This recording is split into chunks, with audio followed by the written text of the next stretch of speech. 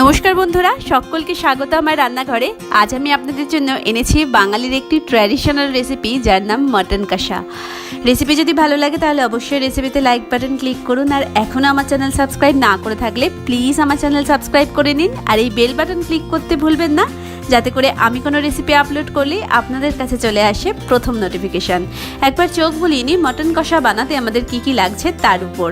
Mutton কষার main ingredients mutton. এর সঙ্গে আমি আলু দুভাগে কেটে হলুদ মাখিয়ে রেখেছি, আর আমার 7 থেকে 8টার মতো পেঁয়াজ লাগবে। কিছুটা আমি ম্যারিনেশনের জন্য ব্যবহার করব, আর কিছুটা আমি কুকিংয়ের জন্য ব্যবহার করব। আদা আর রসুন আমি একসঙ্গে পেস্ট করে নিয়েছি। 2টো মিডিয়াম সাইজের টমেটো পিউরি করে নিয়েছি। সঙ্গে নিচ্ছি কাশ্মীরি রেড চিলি পাউডার, হলুদ গুঁড়ো আর জিরে গুঁড়ো সাথে লাগছে, আর স্বাদ মতো নুন নিয়ে নিচ্ছি। হোল গরম মশলা নিচ্ছি, সঙ্গে নিচ্ছি জিরে, আর কালারের জন্য বা ফোড়নের জন্য চিনি নিয়ে নিচ্ছি। রান্নাটা আমি করব সর্ষের তেলে। আর নিচ্ছি 3 to 4 টেবিল স্পুন টক দই, শেষে ছড়ানোর জন্য শাহি গরম মশলা পাউডার। প্রসেসটা শুরু করি ম্যারিনেশন দিয়ে।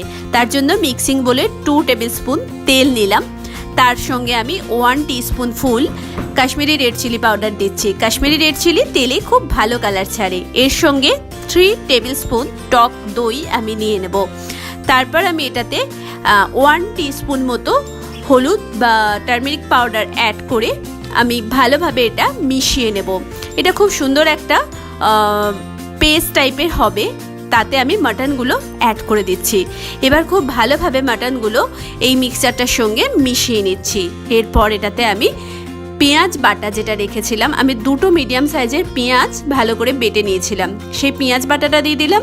আর 1 টেবিল স্পুন ফুল জিঞ্জার গার্লিক পেস্টটা দিয়ে ভালোভাবে ম্যারিনেট করে এটা 5 ঘন্টা রেখে দেবো। এটা দরকার হয় আপনারা ওভারনাইটও ম্যারিনেট করে রাখতে পারেন। আমার ম্যারিনেশন কমপ্লিট হয়ে গেছে, আমি 5 ঘন্টা এটা ফ্রিজে রাখলাম। 5 ঘন্টা পর আমি একটা কড়াতে তেল গরম করেছি, সর্ষের তেল 3 টেবিল স্পুন মতো। তাতে আমি জিরে আর হোল গরম মশলা ফোড়ন দিলাম, চিনি দিলাম। এটাতে খুব ভালো কালার আসবে, অ্যারোমা আসতে শুরু করেছে। এটাতে আমি বাকি যে পেঁয়াজগুলো ছিল 6-7টার মতো পেঁয়াজ পেস্ট করে দিয়ে দিয়েছি। গোল্ডেন ব্রাউন হওয়া পর্যন্ত পেঁয়াজটা ভালোভাবে ভেজে নেব। পেঁয়াজটা দেখতে পাচ্ছেন কালার চেঞ্জ হয়ে এসেছে। এবার এটাতে আমি 2 teaspoon ginger garlic paste add করে আরও মিনিট 5 মতো ভালোভাবে এটা কষিয়ে নেব।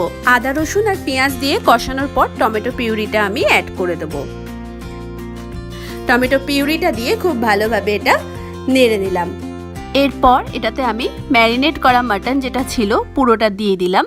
এবার এটা 2-3 মিনিট ভালোভাবে নেড়ে চেড়ে নিয়ে এটাতে হলুদ গুঁড়ো আর লঙ্কা গুঁড়ো আমি অ্যাড করে দেবো।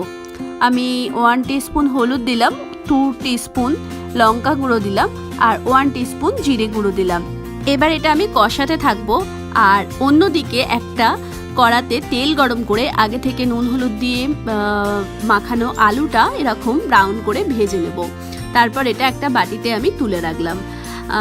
মাটনটা এদিকে কষানো হচ্ছে। এটা 45 মিনিট থেকে 1 ঘন্টা মতো ঢাকা দিয়ে, আর ঢাকা খুলে এভাবে আমি কষাতে থাকবো। আমি ঢাকা দিয়ে 5 মিনিট কষালাম, তারপরে আবার 2-3 মিনিট নেড়ে দিয়ে আবার এটাতে আমি ঢাকা দিয়ে আরও 10 মিনিট মতো রেখে দেবো। এইভাবে বারবার ঢাকা খুলে আর ঢাকা বন্ধ করে আমি এটা কষাতে থাকবো যতক্ষণ না পর্যন্ত এটা সফট হয়ে যায়।